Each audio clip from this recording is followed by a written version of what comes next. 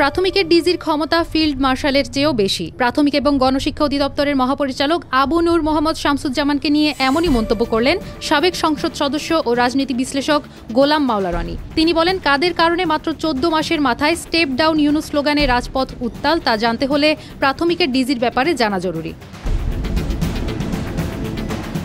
সম্প্রতি এক ফেসবুক পোস্টে রনি উল্লেখ করেন, শামসুজ্জামানের বিরুদ্ধে অভিযোগ তিনি খেয়াল খুশি মতো চলেন, কেউ তাকে টেলিফোনে পান না, ফিল্ড মার্শালের চেয়েও তার ক্ষমতা বেশি। তিনি বলেন, সাহায্য প্রার্থী তার ধারে কাছে যাওয়া তো দূরের কথা, তার চেলা চামুন্ডাদের ছায়ার সামনে যেতেও ভয় পায়।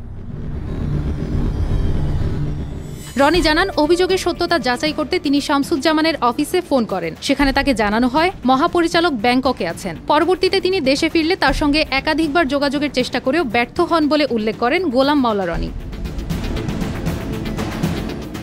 সাবেক সংসদ সদস্যের ভাষ্য, ডক্টর ইউনূসের জমানায় ডিসি নিয়োগে 20 কোটি, সচিব নিয়োগে শত শত কোটির ওপেন টেন্ডার নিয়ে সারা দেশে অনেক তোলপাড় হয়েছে। কিন্তু ডিজি প্রাথমিক, এলজিআরডির চিফ ইঞ্জিনিয়ার, রোডস অ্যান্ড হাইওয়ের চিফ ইঞ্জিনিয়ার ইত্যাদি পদের টেন্ডার কত হয়েছে তা আমরা জানি না।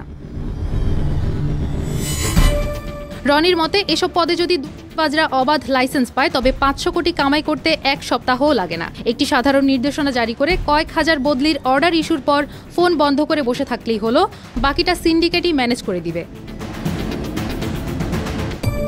রনি তার পোস্টে আরও উল্লেখ করেন, শামসুজ্জামানের সঙ্গে যোগাযোগ করতে না পেরে তার পিএস মামুনের সঙ্গেও যোগাযোগের চেষ্টা চালান রনি এবং তাতেও ব্যর্থ হন। অবশেষে ডিজি অফিসের একজন কর্মকর্তার সাথে কথা বললে তিনি রনিকে জানান, তার সাহস নেই ডিজি স্যারের সঙ্গে কথা বলার। কর্মকর্তা বলেন, স্যারের পিএস মামুনই সবকিছু করেন, আমি বড়জোর আপনার সালাম মামুনের নিকট পৌঁছাতে পারবো।